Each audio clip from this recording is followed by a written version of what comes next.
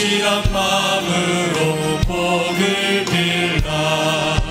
주께서 우리에게 명하시니 그 명령 따라서 살아가리. 나 항상 주님을 외방하고 형제를 억울하게 괴롭혔다. 이러한 죄인을 사랑하사 주께서 몸버려 죽으셨다. 속죄의 큰 사랑 받으리고 생명을 다 바쳐. 3절 전하겠습니다. 나 항상 주님을 외방하고 형제를 억울하게 괴롭혔다. 이러한 죄인을 사랑하사 주께서 몸버려 죽으셨다. 속죄의 큰 사랑 받으리고 생명을 다 바쳐 충성하리. 아멘. 오늘도 예배하신 말씀을 기대하며 나아가기를 원합니다. 주 예수 크신 사랑 늘 말해주시오. 평생에 듣던 말씀 또 들려주시오. 저되지 않는 천국 주 예수 계신 곳 나 밝히 알아듣게 또 들려주시오. 평생에 듣던 말씀 평생에 듣던 말씀 주 예수 크신 사랑 또 들려주시오. 아침에 있을 밤치 사라짐까지 내 기억 부족하여 늘 이끄시오니 알아듣기 쉽게 늘 말해주시오. 날 구속하신 사랑 또 들려주시오. 평생에 듣던 말씀 평생에 듣던 말씀 주 예수 크신 사랑 또 들려주시오. 주 예수 나를 위해 이 세상 오셔서 날 구속하시는 데 말하여 주시오. 나 같은 사람 위에 주 보혈을 흘렸네. 이 복스러운 말씀 또 들려주시오.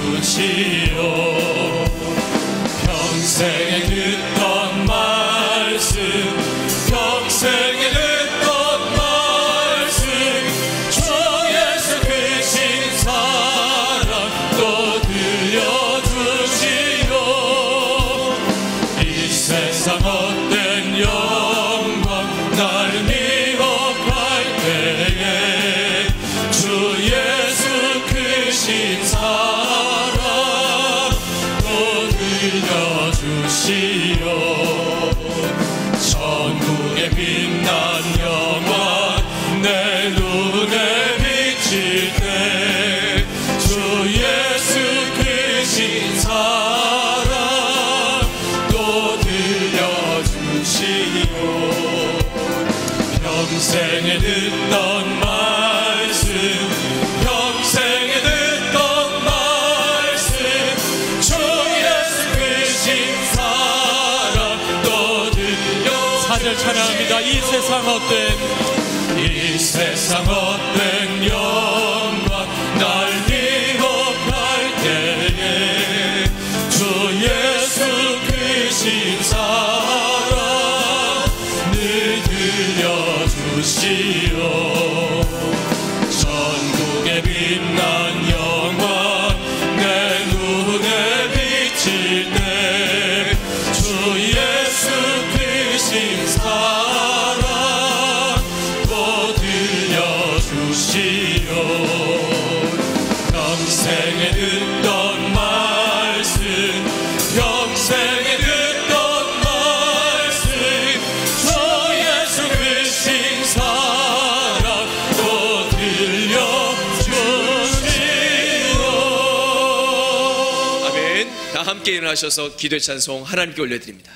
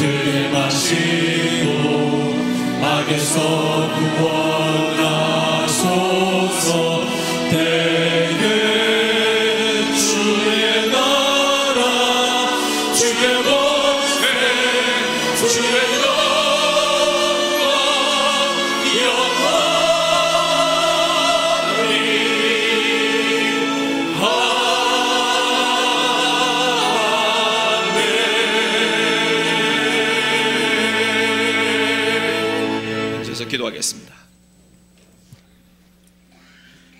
만물을 새롭게 하시는 하나님 아버지, 온 세상을 화사한 봄꽃으로 물들여 주시니 감사합니다. 종의 모든 성도들의 심령에도 봄의 생기를 더하여 주시고 삶의 현장마다 복음의 꽃을 피우게 하옵소서. 오늘은 종료주일로 예수님께서 고난의 십자가를 향하여 걸어가셨던 발자국을 떠올려 봅니다. 우리의 불순종과 죄악을 회개하며 옛자를 깨트려 감격의 시대를 살아가게 하옵소서. 이번 한 주간 중화의 성도들이 고난주간 특별 집회로 새벽에는 영혼을 깨우며 저녁 집회를 통해서는 십자가의 은을 경험케 하옵소서. 그리하여 고난의 십자가를 통과한 후 부활의 증인으로 세워 주옵소서. 지난 주간은 17자 예담 삶을 통해 예수님이 찾으시는 성도의 부르심을 깨닫게 하시니 감사합니다. 받은 말씀의 은혜를 기억하며 예수님이 찾으시는 사람의 삶을 살게 하옵소서. 또한 꿈의 땅 광교에서 예배를 드리며 여호수아 믿음의 세대를 일으키시니 감사합니다.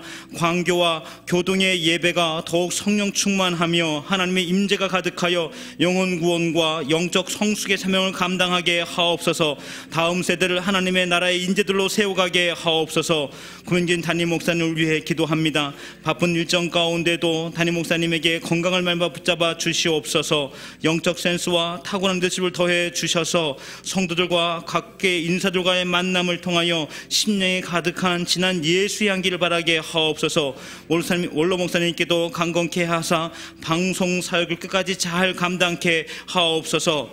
우리 조국 대한민국을 위해 기도합니다. 산불로 재난을 당한 강원 지역의 주민들을 긍휼히 여겨 주옵소서.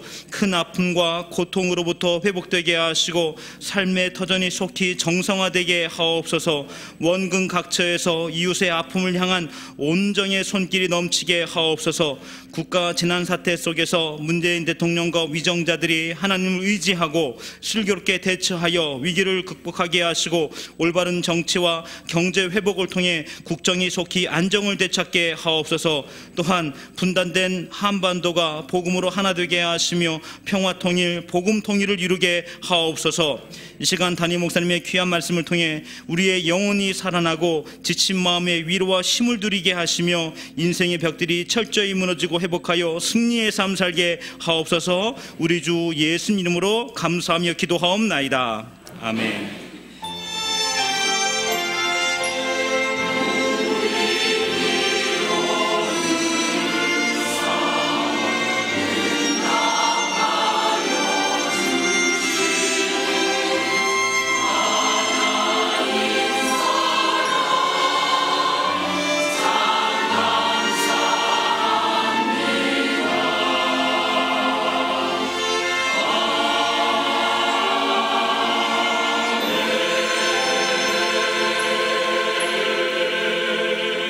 찬송 132장 호산나 우리 주님을 찬양합니다.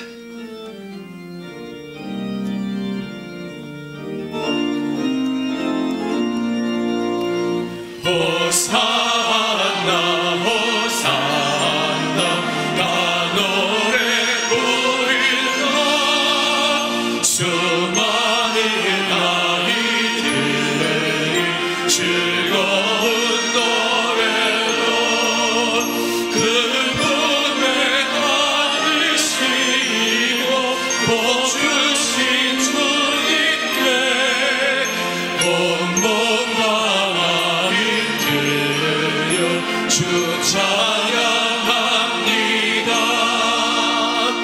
호산나 그의 오래 우리도 부르자. 주 예수 우리 구주 우리의 전능과 원원과 나인가의 목소리 높여서 영원히 기쁜 노래 주 앞에 드리자.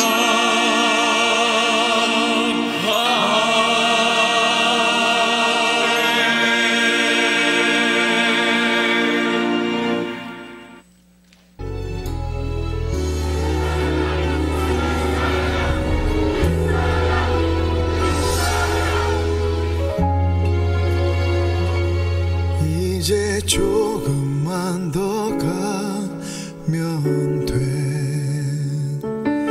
조금만 더 힘을 내야 해. 채찍이 날쳐도 나는 놓을 수가 없네. 세상을 향한 십자가 하늘도 울었네. 어두운 하늘도 사람들의 조롱하는 소리마저도 이젠 들리지 않아. 세상 그 무엇도 보이지가 않아. 채찍을 손에 든 사람도 나를 조롱하던 사람도 아버지의 사랑 나는 포기할 수 없네.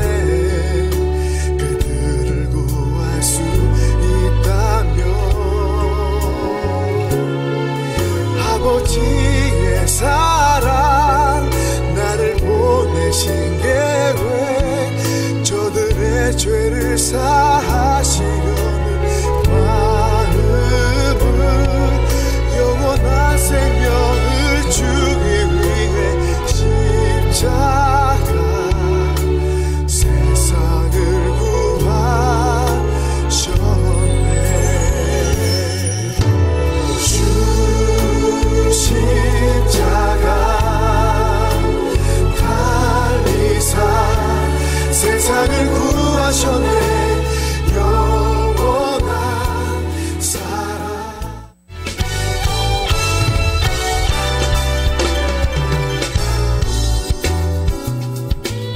2019 고난주간 특별저녁기도회가 십자가의 길을 따라라는 주제로 진행됩니다. 중앙의 모든 성도들이 예수 그리스도의 십자가와 고난을 깊이 묵상하며 오인의 강사를 통해 선포되는 말씀으로 십자가의 은혜를 새롭게 하는 시간이 될 것입니다. 19일 금요일 저녁은 주의 만찬과 함께 진행됩니다. 우리 삶의 예수님은 진정 누구였는가? 칸타타 IM은 예수님이 함께 하셨던 많은 사람들의 삶 속에 주님은 진정 누구였는지 이야기하고 있습니다. 데이빗 크라이스데일의 장엄하고 웅장한 선율과 시온 찬양대의 아름다운 목소리로 만드는 놀라운 부활의 축제에 중앙의 모든 성도님들을 초청합니다. 과연 그 교회의 재직들을 위한 제3차 재직 세미나와 영혼을 살리는 제24기 중보기도학교가 함께 진행됩니다. 이번 강사는 26일 유물론과 허무주의에 빠져 방황하다가 예수님을 만나 변화되어 복음을 전하는 과학자 김원평 교수. 지금 이 시대에는 이 동성애 파도가 전 세계를 휩쓸고 위기 상황이기 때문에 모든 재직들이 이 사실을 알고 또 다음 세대에 또 주위 사람들에게 널리 알리는 게 꼭 필요합니다. 그래서 많은 분들이 참석하셔서 들어주시면 고맙겠습니다. 27일 기도는 죽지 않는다의 저자 세계적인 중보기도 강사 패밀리타임 네트워크 대표 홍장민 목사입니다. 마음을 부드럽게 하는 거는 기도밖에 없어요. 사랑하는 가족과 이웃들의 영혼을 살리는 기도의 능력 중보기도학교와 축복의 자리 재직 세미나에 중앙의 모든 성도님들을 초대합니다. 머나먼 타국에서 부모님과 함께하지 못하는 선교사들을 위한 사랑의 다리 놓기, 가정축제의 달 선교를 위해 기꺼이 자녀를 떠나보낸 부모님들의 마음을 헤아리고 선교사들을 대신해 부모님께 감사의 선물을 전합니다. 선교사들에게는 부모를 섬길 수 있는 뿌듯함을, 부모님들에게는 사랑을 전해받는 행복감을 안겨줄 귀한 일에 성도님들의 많은 관심과 참여 바랍니다. 4월 21일 복지사역국과 사회복지법인 수원중앙복지재단에서 제39회 장애인의 날 기념 예배 및 행사가 열립니다. 복지재단에서는 장애인식 개선 캠페인과 장애 체험이, 복지사역국에는 장애인 차량 교체를 위한 바자회가 진행됩니다. 또한 자랑스러운 장애인 및 장애인 가족상 시상, 수원시 장애인 부모회 우크렐라 공연 및 뮤지컬 갈라쇼, 샌드아트 등 문화 공연을 펼칩니다. 이번 기념 예배를 통해 지역사회 주민과 장애인에게 복음이 전파될 수 있도록 성도 여러분의 많은 관심과 참여 바랍니다. 유관기관 소식입니다.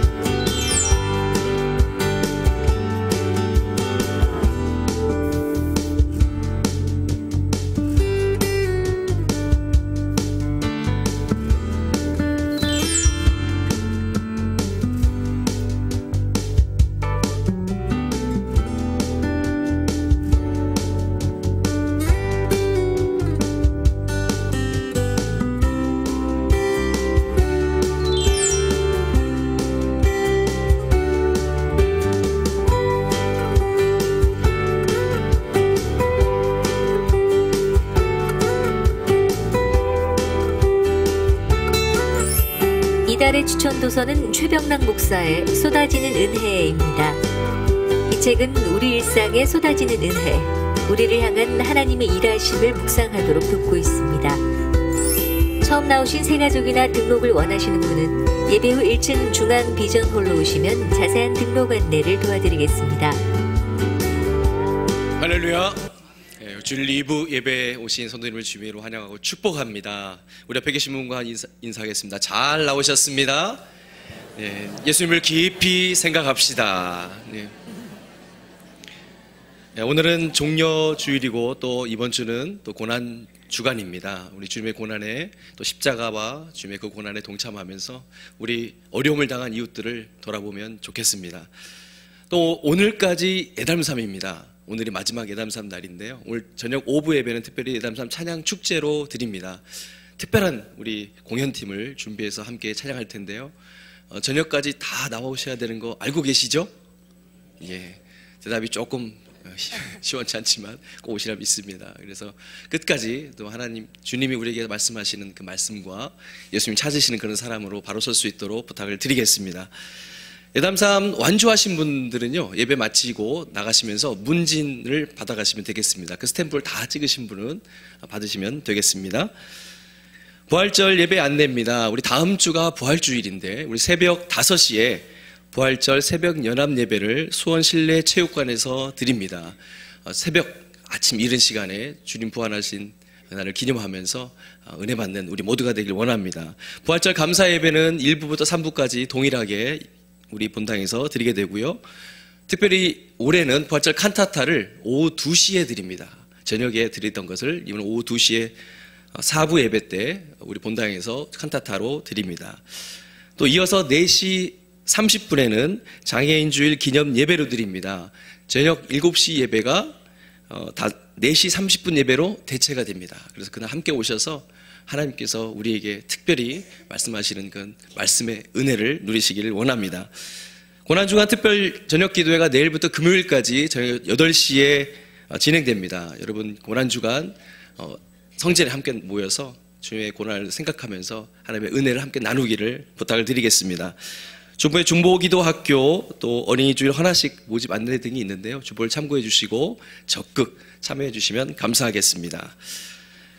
다른 모임과 소식 등은 주보를 참고해 주시고 오늘 2부 예배 처음 오신 거나 또 오랜만에 오신 분 계시면 손을 들어 표해 주시기 바랍니다. 축복송 가운데 환영하겠습니다.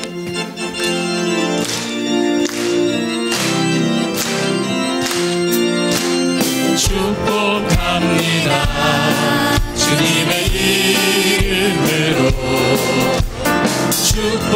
오늘 처음 오신 분, 또 오랜만에 오신 분 계시면 오늘 손을 들어 사랑으로 이곳에 모인 주의 거룩한 자녀에게 주님의 기쁨과 주님의 사랑이 충만하게 넘치기를 축복합니다.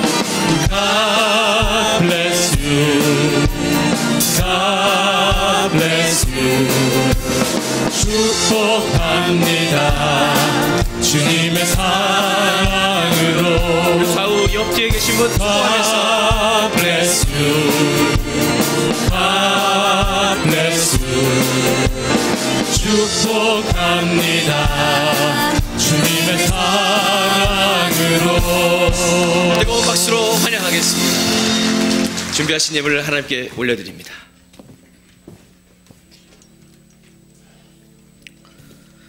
사랑과 은혜가 풍성하신 하나님 아버지, 4월 두 번째 주 주일 주님 앞에 나와 주님을 찬양하며 예배드리게 하심을 감사합니다.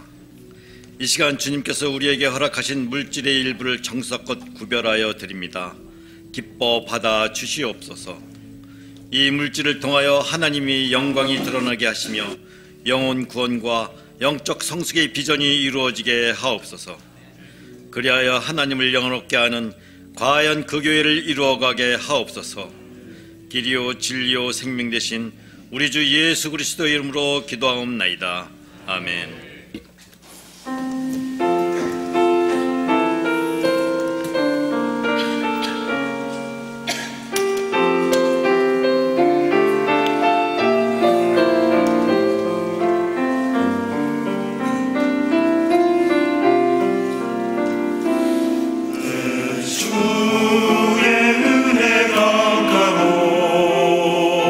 저시 저거의 강가로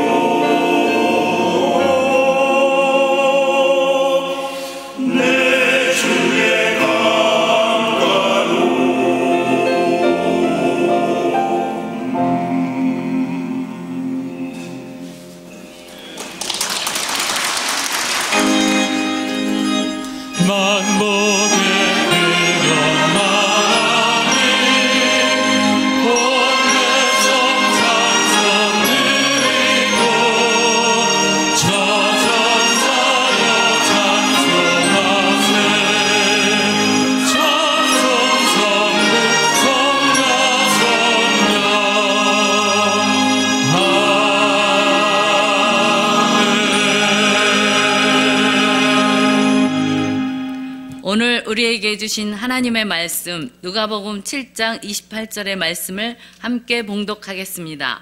내가 너희에게 말하노니 여자가 낳은 자 중에 요한보다 큰 이가 없도다. 그러나 하나님의 나라에서는 극히 작은 자라도 저보다 크니라 하시니. 아멘.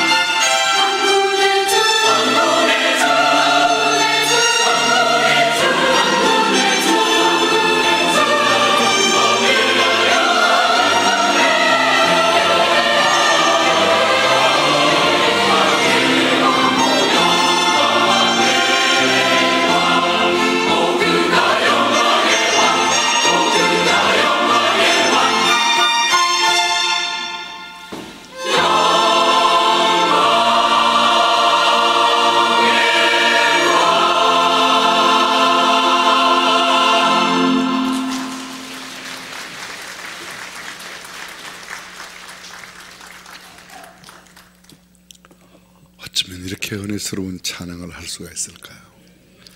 아멘. 귀한 찬양 해주신 호산나 찬양대 진심으로 감사드립니다. 다음 주일 부활절 칸타타가 복 기대가 됩니다. 늘 행사 때마다 크리스마스 때나 부활절에 칸타타가 있을 때마다 제 마음속에 가장 아쉬운 것은 좀 더 많은 성도님들이 이 은혜의 자리에 참여하였으면 하는데,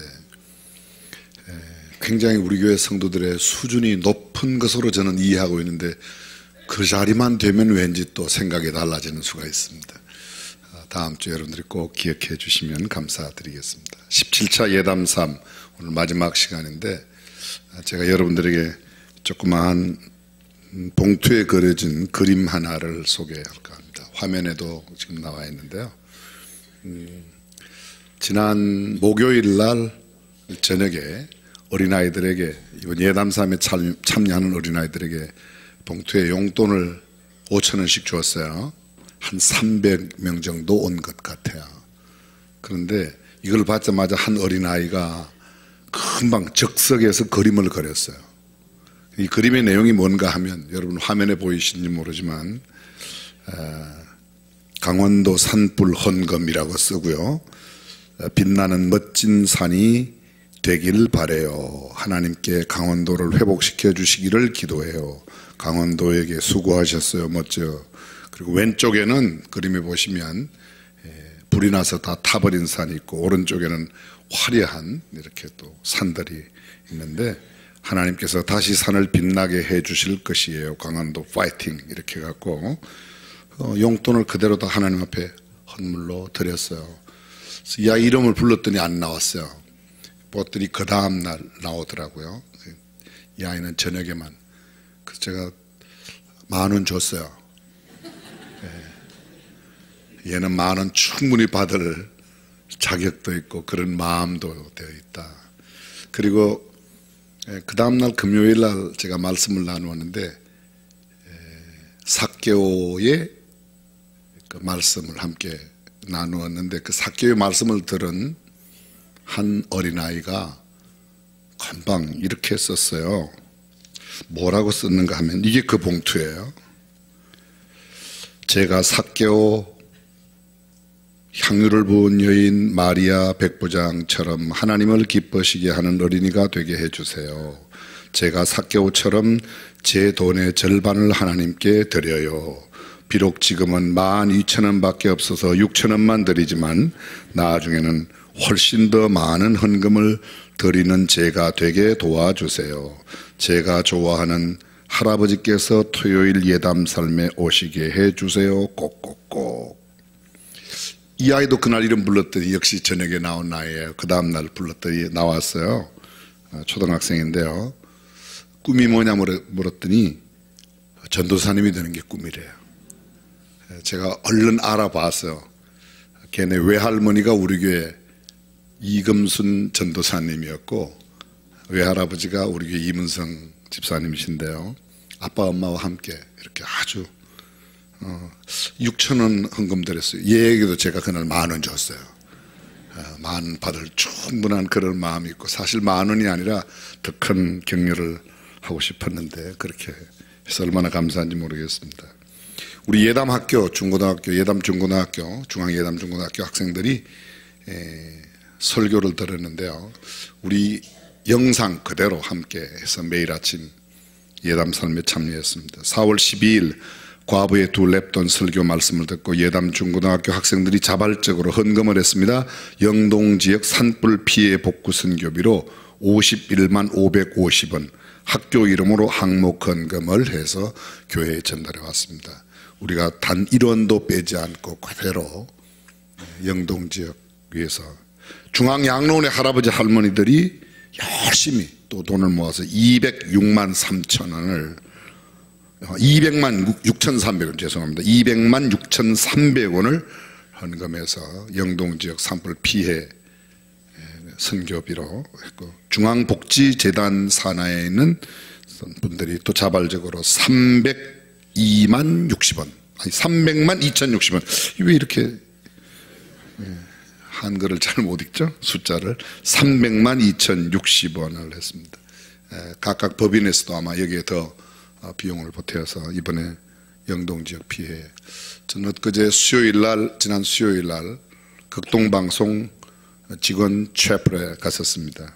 우리 교회에서 우선 응급 극동방송 비롯한 그 피해 지역을 위해서 2,000만 원 헌금을 드내고, 이번 예담3 기간 주간에 여러분이 하나님께 드린 헌금의 대부분을 다 그곳 영동 지역 산불 피해 지역에 쓰려고 생각하고 있습니다. 힘들고 어려울 때 사랑을 나누는 것은 교회가 마땅히 해야 할 일이고, 또 하나님께서 이를 기뻐 받으실 줄로 믿습니다. 이번 한 주간 동안 고난주간에 저희들이 예담 삶에 이어 계속해서 새벽에도 저녁에도 말씀 집회는 계속됩니다. 부활주일까지 계속되는 집회 여러분들이 꼭 기억해 주시면 좋겠습니다. 오늘 종려주일이지만 말씀은 예담산 마지막 날 침례 요한처럼 이런 제목으로 말씀을 나누고자 합니다. 요한이라고 하는 이름의 뜻은 하나님께서 사랑하시는 자, 여호와께서 사랑하시는 자 이런 뜻입니다. 우리가 알고 있는 대로 이 침례 요한의 아버지는 사가랴입니다. 사가랴, 구약 성경의 스가랴, 신약의 사가랴가 동일한 어원을 두고 있는 똑같은 단어인데 여호와께서 기억하신다라는 이름의 뜻을 가지고 있습니다. 이 사가랴는 아비야 반열의 제사장이었습니다. 아비야 반열, 아비야라는 이름의 뜻은 여호와는 아버지이시다. 아비야, 야, 이름에 야자가 들어가면 야훼라, 여호와라고 그랬습니다. 반열이라고 하는 말은 이스라엘의 12지파 가운데 각 반씩 나누어서 24반차가 있습니다. 그래서 24개의 반차가 각기 제비를 뽑아서 그 해의 대제사장으로 온 민족, 이스라엘 민족을 대신하여 하나님 앞에 제사를 집례하는 대제사장이 반차를 따라서 돌아가게 되어 있습니다. 침례 요한의 어머니는 엘리사벳입니다. 엘 하나님, 리 나의 하나님은 사벳이다. 사벳은 예배하다. 나의 하나님을 예배한다. 나의 하나님께 맹세 드린다. 이런 의미를 갖고 있습니다. 엘리사벳은 아론의 자손이라고 성경은 말합니다. 결국은 사가랴도 제사장 집안이니까 아론의 후손이고 역시 엘리사벳도 아론의 후손이다. 쉽게 말하면 신앙의 가문, 전통 있는 가문, 부모님 모두가 신앙의 명문가 출신입니다. 3대, 4대 신앙을 가져도 굉장히 긍지심이, 명예로운 마음이, 거룩한 명예심이 생기는데 이분들은 아론 때부터이니까 얼마나 오래됐습니까? 여러분, 아론이 어느 때의 사람이죠? 모세의 형이 아론이에요. 모세가 이스라엘 백성들을 이끌고 나올 때가 BC 1440년대입니다. 침례 요한이 태어날 때는 바로 예수님보다 6개월 먼저 태어나셨으니까 거의 1400년 동안 믿음의 가문을 이어온 그런 가문이라는 것을 우리는 금방 이해할 수 있습니다. 성경은 이 침례 요한의 부모에 대해서 이렇게 말합니다. 이 두 사람이 하나님 앞에 의인이니 주의 모든 계명과 규례대로 흠이 없이 행하더라. 역사와 전통을 자랑하는 신앙의 명문가에서 아빠와 엄마가 그것도 현재까지 계명과 규례를 잘 지키고 하나님 보시기에 의롭게 살아가는, 우리가 간혹 이야기합니다. 성경 속에 약 5만 명의 사람의 이름이 있는데 그 중에 의롭다고 칭함을 받은 사람이 그리 많지 않습니다. 구약 성경에 아벨이 믿음으로 제사를 하나님 앞에 드려 의롭다고, 아브라함이 하나님을 믿음의 일을 그의 의로 여기셨다고, 동방 우스 땅에 아브라함 시대에 함께 살았던 욥이라는 사람이 순전하고 의로운 사람이었다고 성경은 기록하고, 노아는 당시의 의인이요 완전한 자라. 몇 명, 그렇게 많지 않습니다. 신약에 요셉은 의로운 사람이라. 요셉은 마리아의 누구죠? 요셉, 마리아의 정혼한 남편 요셉이 의로운 사람이라. 그리고 침례 요한의 부모 사가랴와 엘리사벳 그들이 의로운 사람이라 이렇게 되어 있습니다. 엘리사벳이 나이가 많이 들었지만 수태를 못함으로 무자하고 역시 부부간에 나이가 많아서 거의 아이를 생산할 수 없는 그런 때가 되었습니다.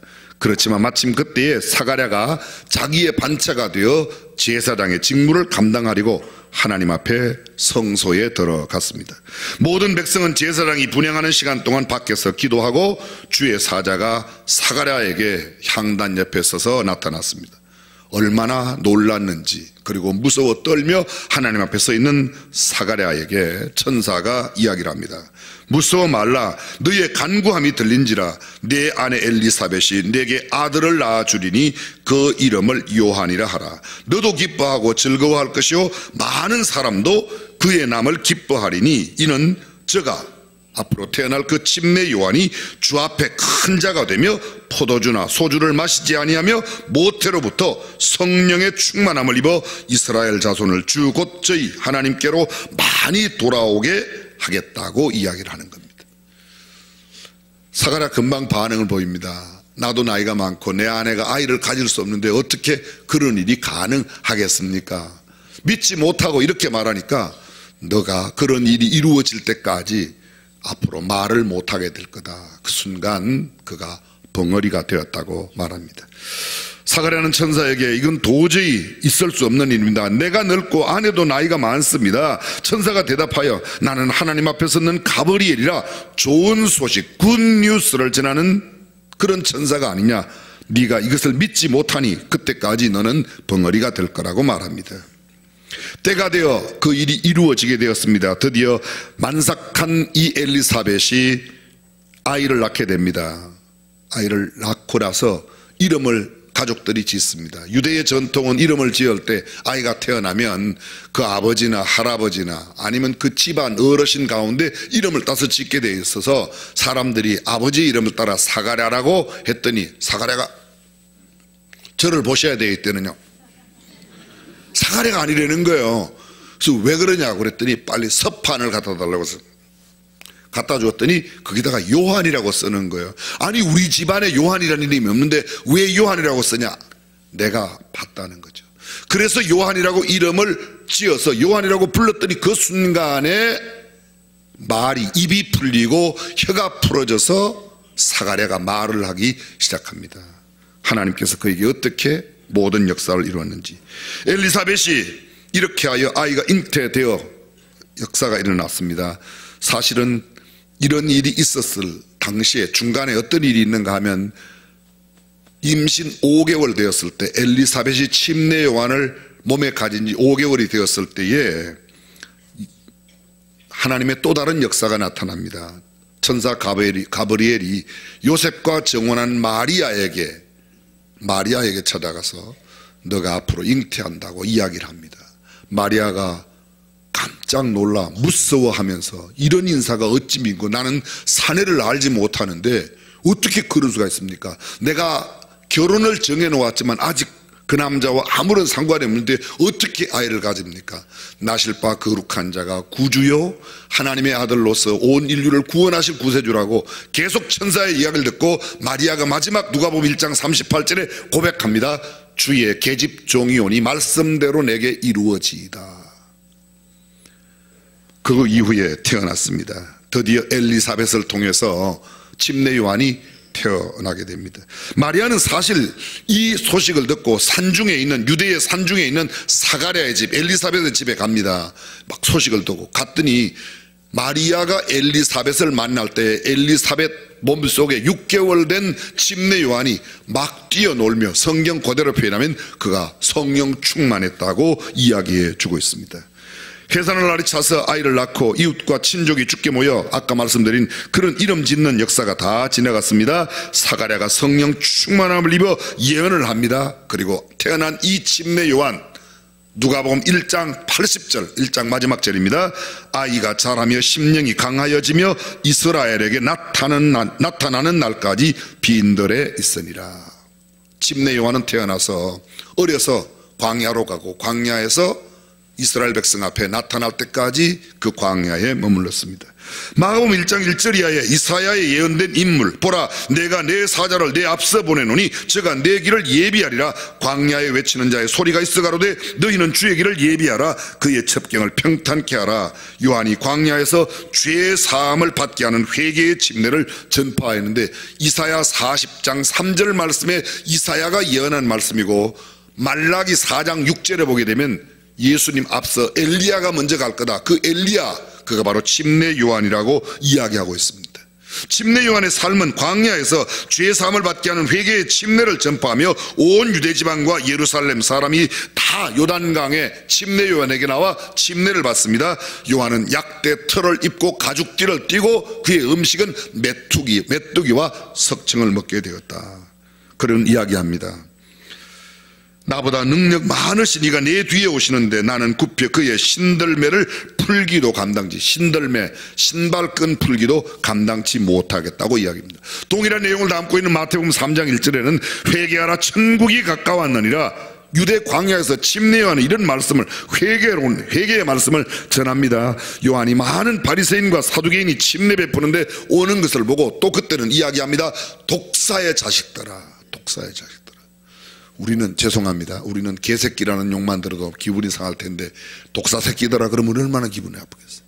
근데 바리새인들에게 그렇게 이야기를 하고 회개에 합당한 열매를 맺고 속으로 아브라함이 우리 조상이라고 생각지 말라. 내가 너희에게 이르노니 하나님이 능히 이 돌들로도 아브라함의 자손이 되게 하시리라. 이미 도끼가 나무에 뿌리에 놓였으니 좋은 열매 맺지 아니하는 나무마다 찍어 불에 던지우리라. 나는 너희에게 회개하기 위하여 물로 침례를 주거니와 내 뒤에 오시는 이는 나보다 능력이 많으시니 나는 그의 신을 들기도 감당치. 아까는 신발끈을 들기도, 여기는 말합니다. 나는 신을 들기도 감당치 못하겠노라. 그는 성령과 불로 너희에게 침례를 주실 것이요 손에 키를 들고 자기 타작마당을 정하게 하사 알곡은 모아 곡간에 들이고 쭉정이는 꺼지지 않는 불에 태울 것이라고 요한의 메시지의 내용이 계속되고 있습니다. 우리는 이미 이곳에서만도 충분히 살필 수 있는 것은 요한이 나는 그분의 예수님의 신발끈 풀기도 감당할 수 없다. 나는 예수님의 신발도 들기가 감당하기 어려운 아주 겸손함을 나타내고 있습니다. 조금 전에 말씀드렸습니다. 그가 유대 백성들에게 나타나기 전에 광야에 있었다. 왜 광야에 있었을까요? 학자들이 이것을 연구했습니다. 침례 요한은 제사장 직무를 이어받지 못하였을까? 그렇지 못했던 것 같아요. 아버지도 제사장의 가문에서 어머니도 아론의 후예로 제사장의 가문에 태어나는데 당연직으로 물려받을 수 있는 제사장 직무를 감당하지 못하고 광야에 나가서 유리방황하는 삶을 살아가는 겁니다. 신학자들의 해석은 이러했습니다. 조실 부모했을 가능성이 높다. 제사장이었던 아버지가 나이 많아 이 아이를 낳고 일찍 돌아가심으로 누가 돌볼 사람이 없어서 그렇게 될 수 있었다는 겁니다. 또 다른 해석이 있습니다. 하나님의 특별하신 인도하심이 있어서 그랬을 수도 있다고 이야기합니다. 또 하나의 가능성은 요한 스스로가 나는 아버지 어머니가 이미 안 계시니 내 스스로가 광야에 나가 하나님과 직접 교제하며 자연과 더불어 하나님을 명상과 묵상 가운데 깊은 스스로의 훈련과 과정을 거쳤다. 그렇습니다. 요한은 광야에서 고독 속에서 하나님과만 교제하고 자연을 통하여 영성과 삶을 익혔을 것입니다. 스스로 묵상과의 명상, 하나님과 깊은 교제를 가지면서 영적인 삶에 충실하고 드디어 때가 되어 유대 광야에 나가 수많은 사람들에게 복음을 전합니다. 이미도 말씀드렸지만 그가 요단강에서 침례를 베풉니다. 어떤 날 예수님께서 그에게 나와 내가 당신에게 침례를 받아야 되겠다고. 요한은 한눈에 알아보는 겁니다. 이분은 내가 침례를 베풀 뿐이 아니라는 것을 알고 거절하죠. 그렇게 할 수 없다고. 내가 당신에게 침례를 받아야 할 텐데 당신이 내게 침례를 달라 하면 어떡합니까?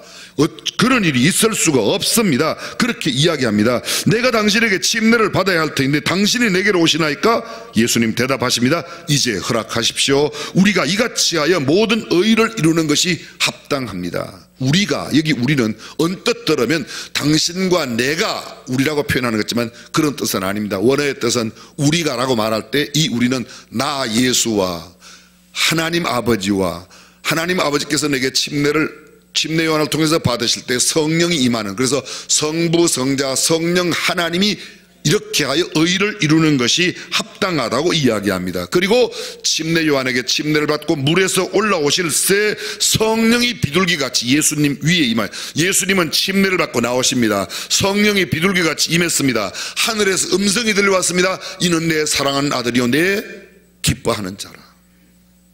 그렇습니다. 요한은 예수님 까닭에 크게 놀랐을 것입니다. 두말할 것도 없습니다. 당신이 첫눈에 알아보고 당신이 나에게 침례를 주어야 할 텐데 내가 당신에게 침례를 베푼다고 저는 그렇게 못합니다.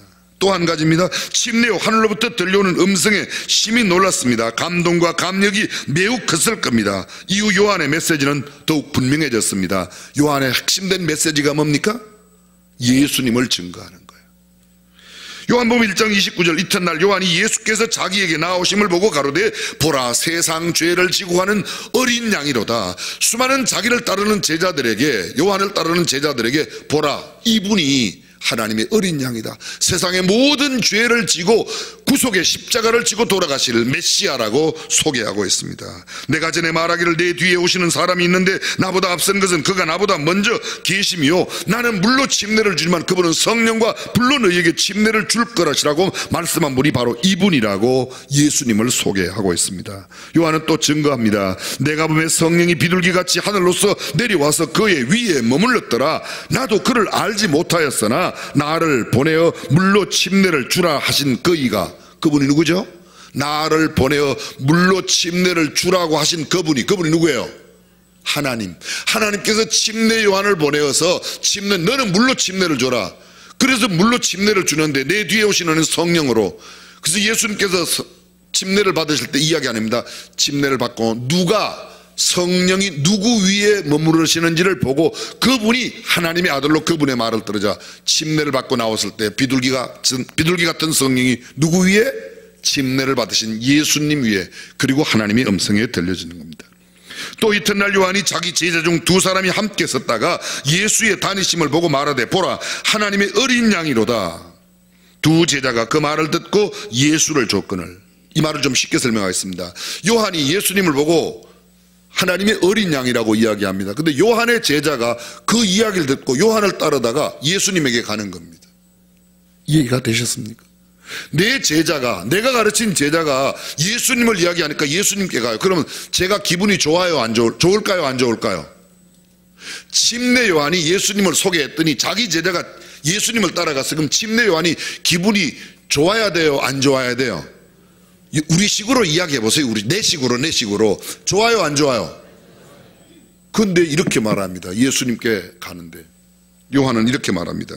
두 제자가 그 말을 듣고 예수를 줬거늘 예수께서 돌이켜 그 줬는 것을 보시고 물어 가라사대 무엇을 구하느냐 가로되 랍비여 어디 계시오니까 예수께서 가라사대 와 보라. 그러므로 저희가 가서 계신 데를 보고 그날 함께 거하니 때가 제 10시쯤 되었더라. 요한은 이렇게 말합니다. 예수님을 따라가는 것이 당연하다고 이야기합니다.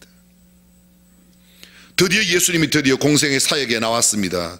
광야에서 40일 금식하고 하나님의 놀라운 능력이 입히움을 받아 첫 번째 기적을 베푸시는 곳 요한복음 2장에 나타납니다. 우리가 잘 알고 있는 갈릴리 가나의 혼인잔치집에 포도주가 떨어진 곳에서 물을 포도주로 만드는 놀라운 기적을 베푸십니다.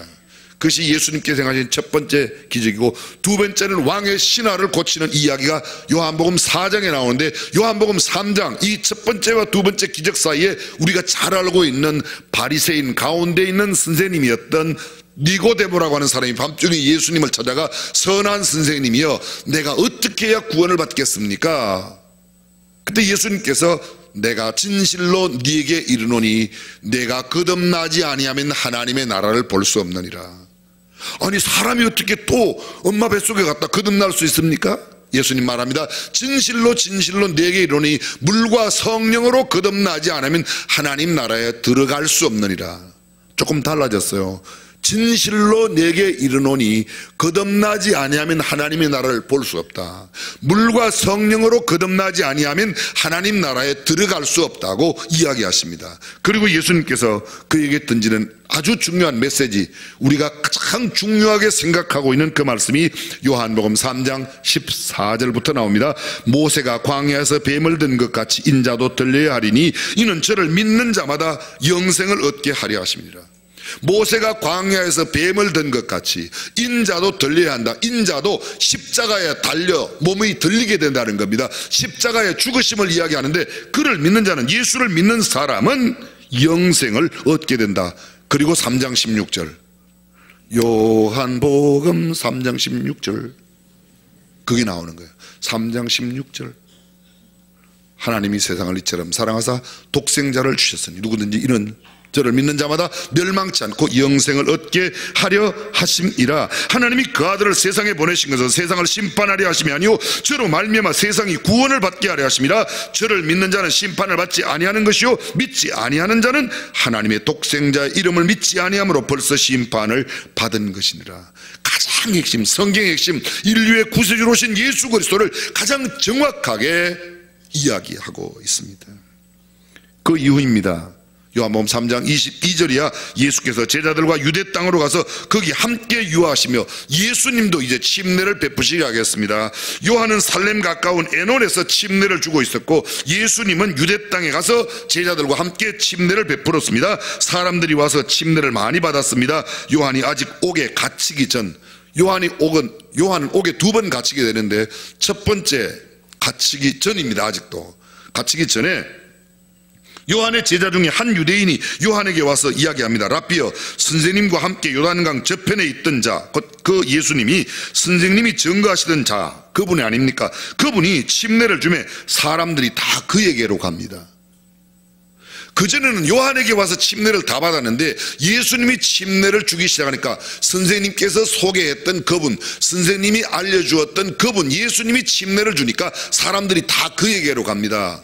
어쩌면 이 제자는 침례 요한의 제자로서 침례 요한의 제자가 예수님께 가는 게 조금 마음이 불편했는지도 모르겠습니다. 근데 그 다음 예수님께서 하시는 말씀 들어보십시오. 요한이 대답하여 가로되 만일 하늘에서 주신 바 아니면 사람이 아무것도 받을 수 없느니라. 나의 말한 바 나는 그리스도가 아니요 그의 앞에 보내심을 받은 자라 한 것을 증거할 자가 너희니라.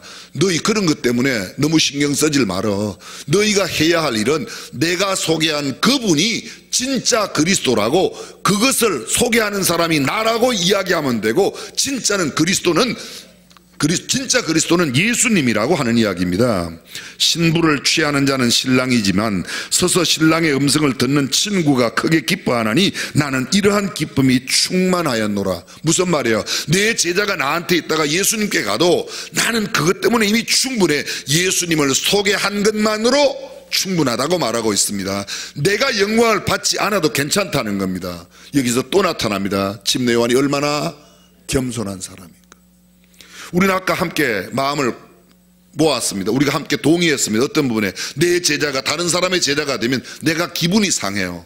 근데 침례 요한은 전혀 그런 마음이 아니라 오히려 자신의 제자가 예수님께 가는 것, 그것이 당연하다는 겁니다. 내가 신랑이 아니고 진짜 신랑은 예수님이니까 신앙의 신랑 되는 예수님께 가는 게 맞다는 겁니다. 그리고 이 일이 있은 뒤에 예수님께서 침례 요한에 대해서 한마디 하십니다. 요한은 켜서 비치는 등불이라. 이렇게 말하면 되죠. 요한은 등불이라. 이렇게도 누구든지 알아듣습니다. 근데 요한은 켜서 비치는 등불이라. 무슨 말입니까? 요한은 자신을 태우며 등불을 비추는 사람이다. 자신을 태워, 자신을 희생하며, 자신을 없이하며, 자신을 무시당해도 예수님을 빛나게 하는 분이 요한이라고 예수께서 침례 요한을 소개하고 있는 겁니다.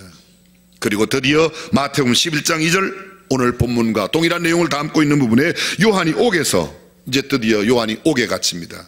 AD 28년경 첫 번째 옥에 갇혔을 때입니다. 예수께서 하신 말씀, 하신 일, 요한이 옥에서 그리스도의 하신 일을 듣고 제자들을 보내어 예수께 여짜오되 오실 그이가 당신이오니까 우리가 다른 일을 기다리오리까. 예수께서 대답하여 가르치되 너희가 가서 듣고 보는 것을 요한에게 고하되 소경이 보며 안전뱅이가 걸으며 문둥이가 깨끗함을 받으며 귀머거리가 들으며 죽은 자가 살아나며 가난한 자에게 복음이 전파된다 하라. 누구든지 나를 인하여 실족지 아니하는 자는 복이 있도다 하시니라. 저희가 떠나며 예수께서 무리에게 요한에게 대하여 말씀하시되 너희가 무엇을 버리고 광야에 나갔더냐? 바람에 흔들리는 갈대냐? 그러면 너희가 무엇을 버리고 나갔더냐? 부드러운 옷 입은 사람이냐? 부드러운 옷을 입은 사람들은 왕궁에 있느니라. 그러면 너희가 어찌하여 나갔더냐? 선지자를 보려더냐? 옳다. 내가 너희에게 이르노니 선지자보다 나은 자니라. 예수님은 지금 이렇게 말합니다. 요한이 보낸 제자들이 예수님과 이야기를 하고 다시 요한에게 돌아간 뒤에 예수님은 그의 제자들에게 이야기합니다. 너희가 광야에 왜 나갔냐? 바람에 흔들리는 갈대를 보러 갔냐? 이거는 당시에 유대인들이 일반적으로 쓰던 별 볼 일 없는 것을 보러 나갈 때 쓰는 속담이에요. 바람에 흔들리는 갈대 보러 갔어? 아무것도 볼 것 없는데 그런 거 보러 갔냐? 아니지 않냐? 고운 옷 입은 사람 보러 갔냐? 그런 사람들은 왕궁에 있지 않냐? 너희가 광야에 왜 나갔냐? 광야에 나간 것 선지자를 보러 가냐? 옳다. 그런데 너희가 만난 그 선지자 누구요?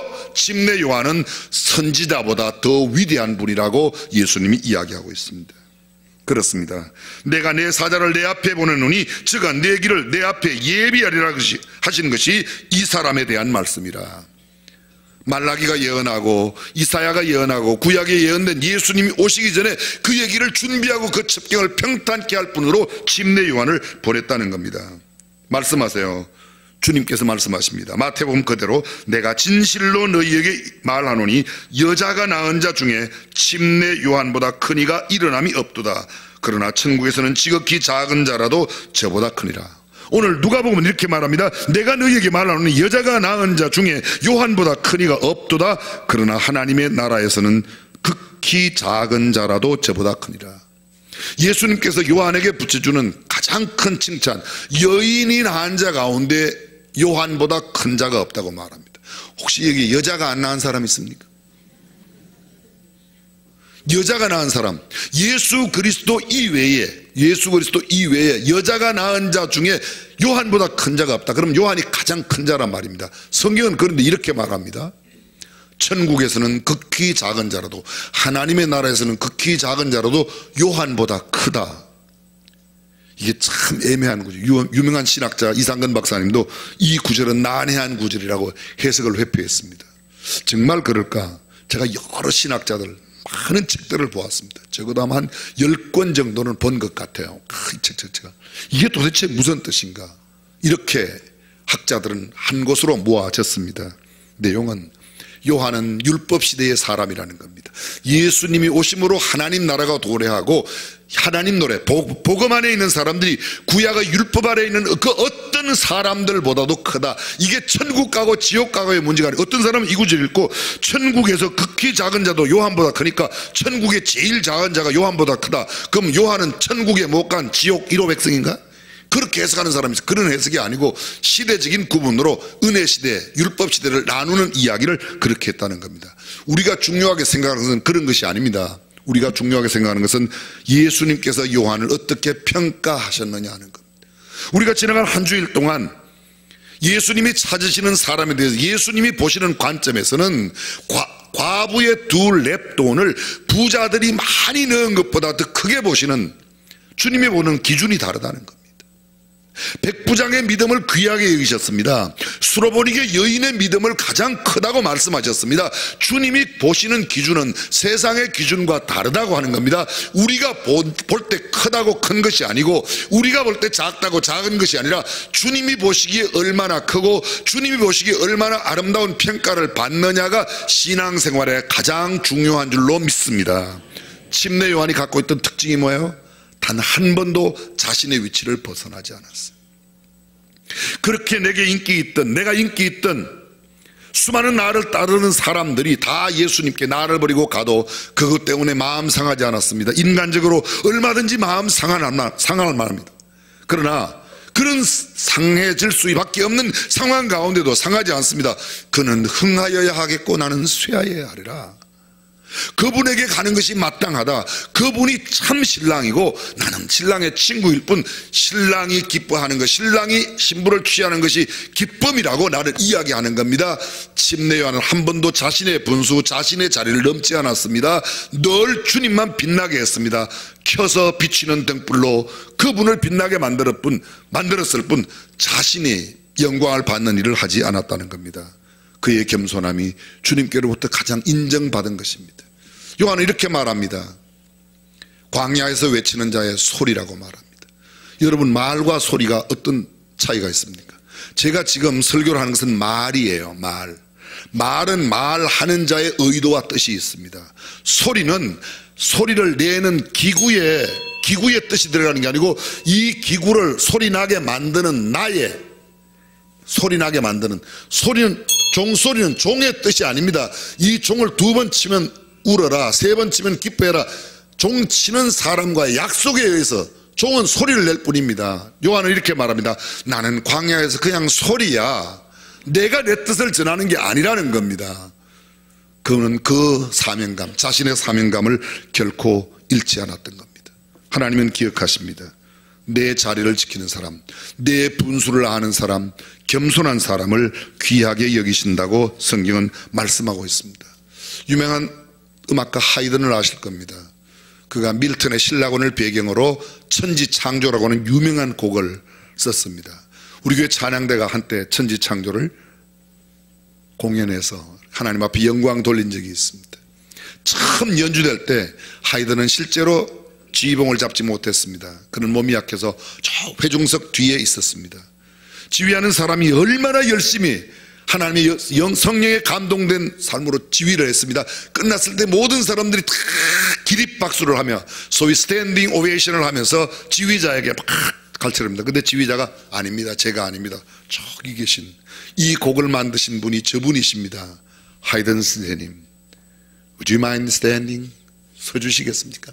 사람들이 하이든을 향해서 막 박수를 합니다. 하이든은 그때 또 말합니다. 여러분, 제가 아닙니다. 이 모든 일은 하나님께서 하셨습니다. 하나님 한 분만 영광을 받으셔야 할 뿐입니다. 사랑하는 성도 여러분, 오직 영광은 하나님이 받으시고 우리는 하나님의 영광을 위하여 쓰임받는 도구로 살 때 존귀하게 인정받는 성도가 될 줄로 믿습니다. 기도하겠습니다.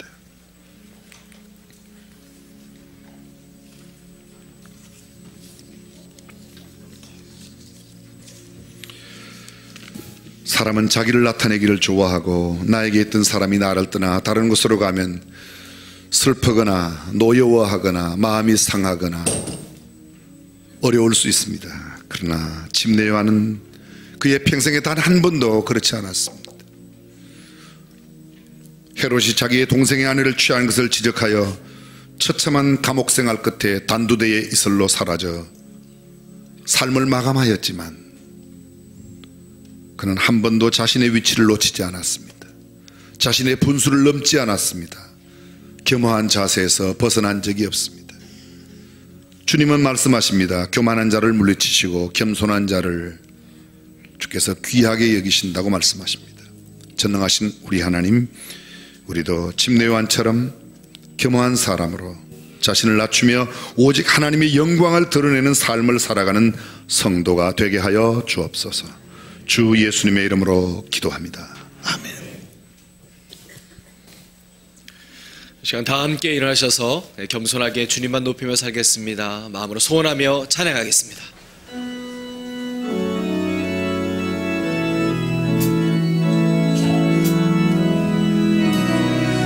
삶의 작은 일에도 그 마음을 알기 원하네. 그 좁은 길로 가기 원해. 나의 자기를 알고 그분의 의심을 알고 소망 그 깊은 길로 가기 원하네. 저 동서한 살기 원하.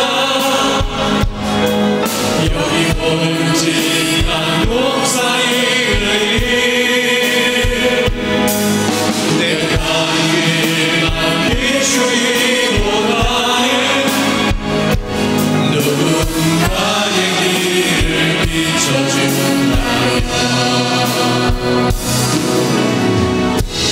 내가 노래하듯이 또 내가 예리하듯이 살기 난 그렇게 주기 원하네. 삶의 한정이라도 그분을 갖기 원하네.